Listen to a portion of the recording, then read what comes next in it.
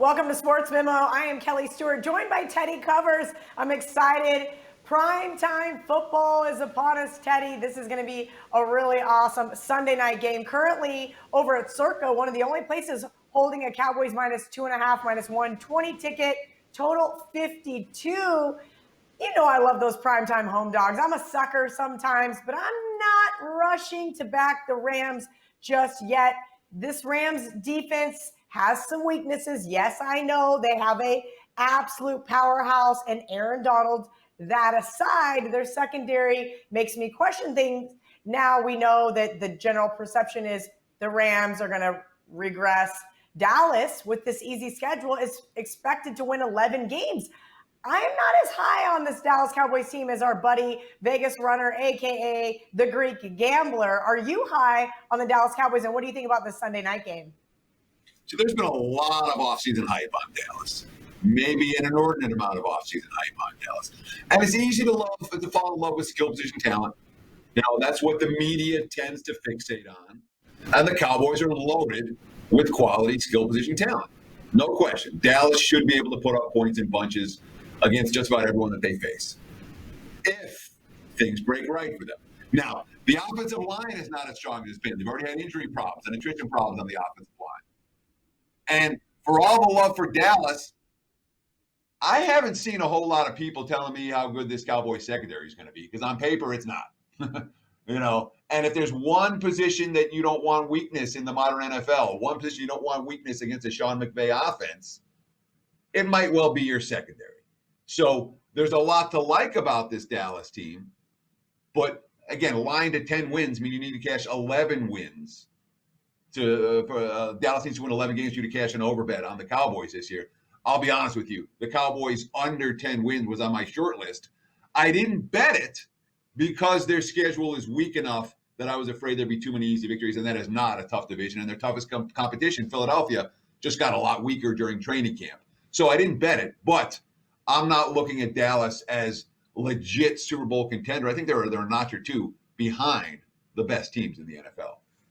I like it, Teddy. I'm actually leaning towards the over in this game. Now, I haven't made a bet. As I mentioned, current line is 52.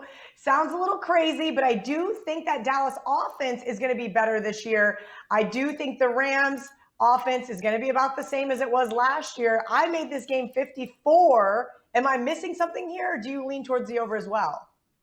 I have no problem with any overs week one this year. And in fact, historically, the highest total games have done well cashing over bets in week one. Ralph Michaels had some really good info on games that are totaled very high in week one of the NFL that end up cashing over bets. So it's certainly, I wouldn't talk out of that. I personally am involved on the side in that game. You can get that play right now at sportsmemo.com.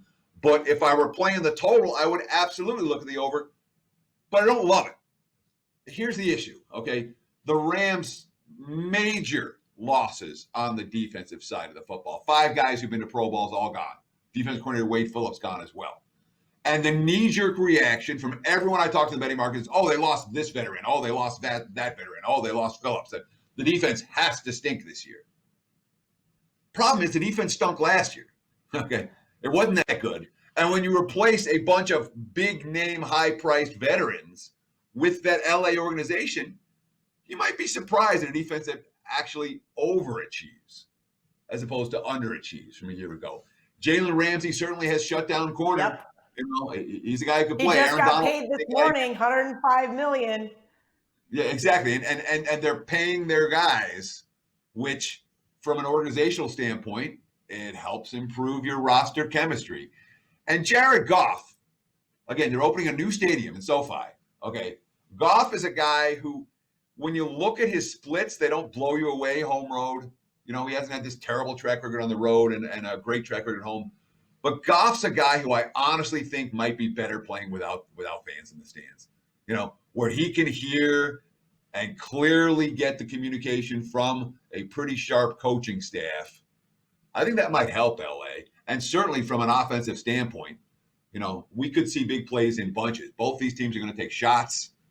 And I wouldn't be surprised if they connect on those shots.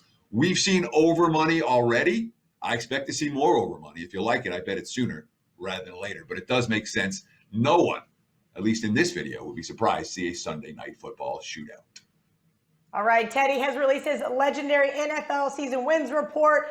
88-40 since 2001. That is 69%, including 13-3 with those big 5% tickets. Take advantage of this opportunity right now for $199, or this report is 100% free if you buy Teddy's full season for the NFL. Over 57% for the last 5 years. That's right, you get every single one of Teddy's NFL plays all day, every day at sportsmemo.com.